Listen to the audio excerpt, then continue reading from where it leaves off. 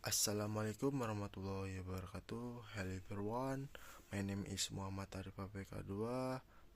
My majoring is accounting. NPM number 25412048.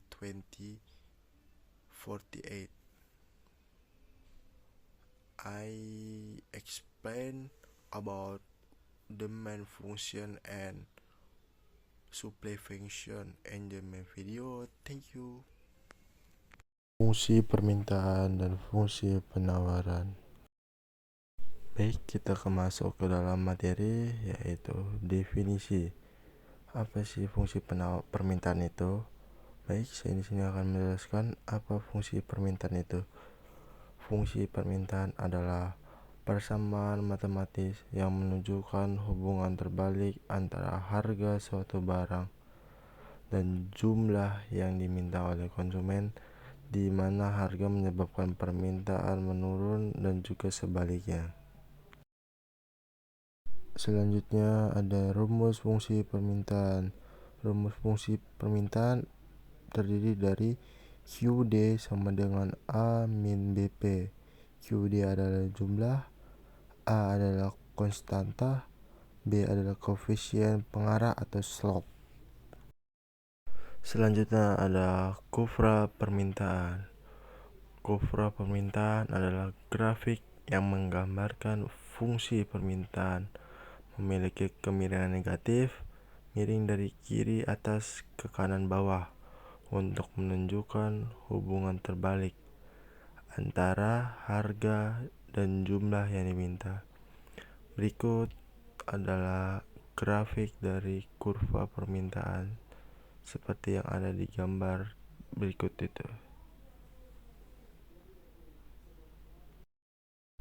Selanjutnya adalah hukum permintaan. Hukum ini sangat penting dalam melakukan dari fungsi permintaan. Jadi kalau ada permintaan pasti harus memenuhi hukum permintaan ini. Jadi hukum permintaan adalah bila harga barang naik, maka jumlah permintaan akan menurun. Sedangkan apabila harga barang turun, maka jumlah permintaan akan naik. Selanjutnya ada yang namanya faktor yang mempengaruhi permintaan. Semua akibat pasti ada namanya faktor yang menyebabkan hal tersebut. Selain harga barang itu sendiri, faktor lain yang dapat mempengaruhi fungsi permintaan antara lain, yang pertama ada harga barang lain, barang substitusi dan komplementer. Yang kedua, pendapatan konsumen.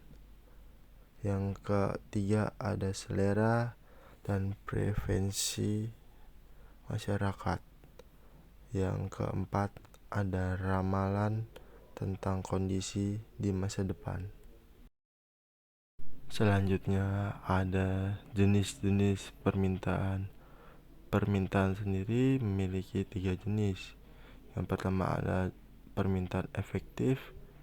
Permintaan efektif adalah permintaan yang dilakukan oleh konsumen yang memiliki kemampuan dan kemampuan finansial untuk membeli suatu barang atau jasa. Yang kedua ada permintaan potensial. Permintaan yang dimiliki oleh konsumen yang sebenarnya mampu membeli, namun belum melakukannya. Permintaan ini biasanya berubah menjadi efektif jika ada stimulus atau kondisi tertentu. Yang ketiga ada yang namanya permintaan absolut.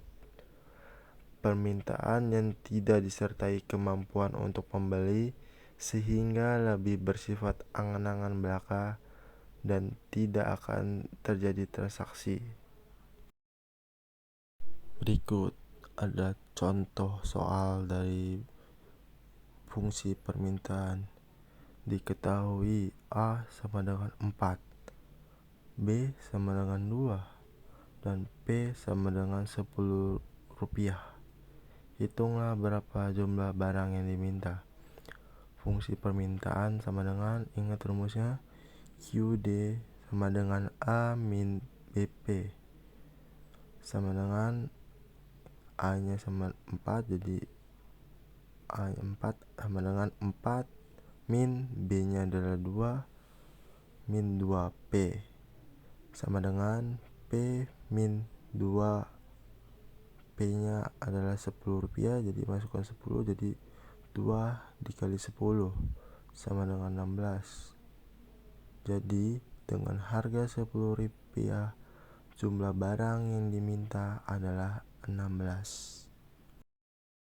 Baik, selanjutnya saya akan membahas apa sih fungsi penawaran itu.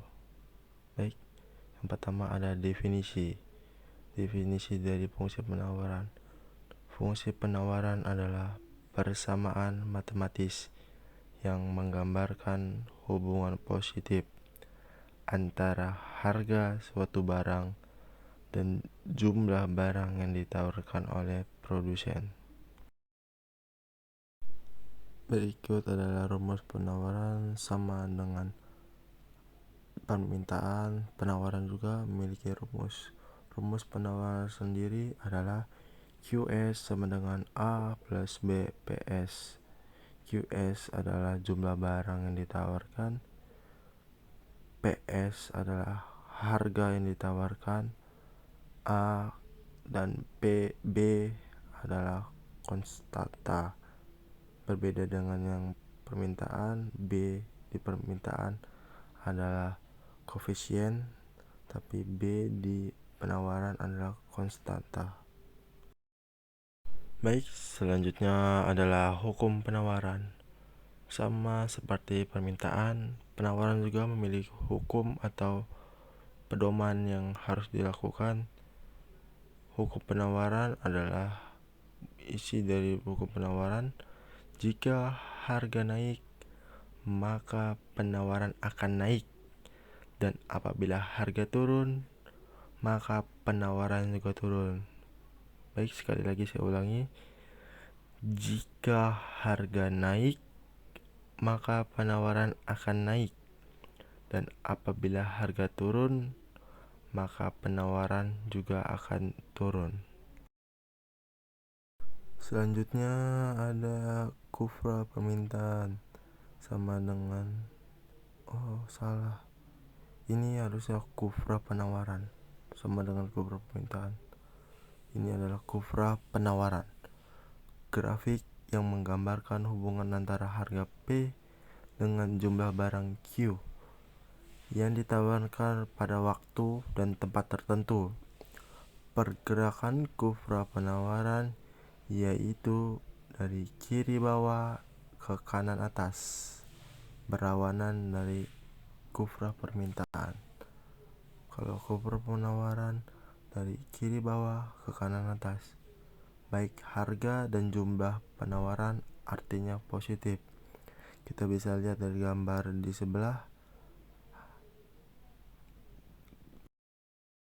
Selanjutnya ada faktor pengaruh penawaran. Sama seperti permintaan, penawaran juga memiliki faktor yang mempengaruhi dari penawaran itu sendiri. Yang pertama ada harga barang itu sendiri, yang kedua ada biaya produksi, yang ketiga ada teknologi, yang keempat ada jumlah produsen, yang kelima ada harga barang terkait, yang keenam ada kebijakan pemerintah, yang ketujuh ada serta ekspektasi harga di masa depan, dan yang terakhir ada yang namanya kondisi alam. Kondisi alam juga mempengaruhi dari penawaran. Selanjutnya ada jenis-jenis penawaran. Penawaran sendiri terdiri dari dua jenis, yaitu penawaran individu, yaitu jumlah barang atau jasa yang ditawarkan oleh satu produsen atau penjual pada tingkat harga tertentu. Yang kedua ada penawaran pasar atau kolektif, adalah penjumlahan dari seluruh penawaran individu dari semua penjual di pasar untuk suatu barang atau jasa pada tingkat harga tertentu. Baik, ini adalah pembahasan kita terakhir dari materi fungsi penawaran dan juga fungsi permintaan, yaitu contoh dari fungsi penawaran. Diketahui penawaran suatu barang ditunjukkan oleh persamaan QS sama dengan min 6 plus 3P. Hitung jumlah barang yang ditawarkan bila harga barang yang ditawarkan adalah Rp3. Jawabannya QS sama dengan min 6 plus 3P dengan P sama dengan 3.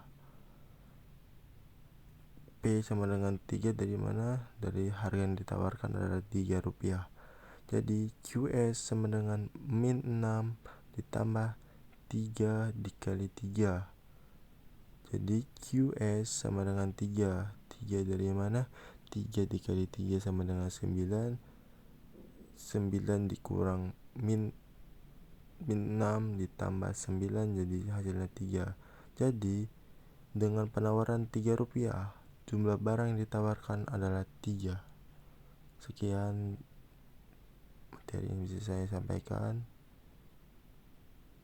Ini adalah penjelasan terakhir saya dari materi fungsi penawaran dan juga fungsi permintaan.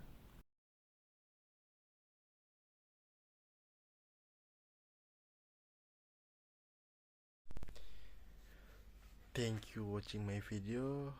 Goodbye.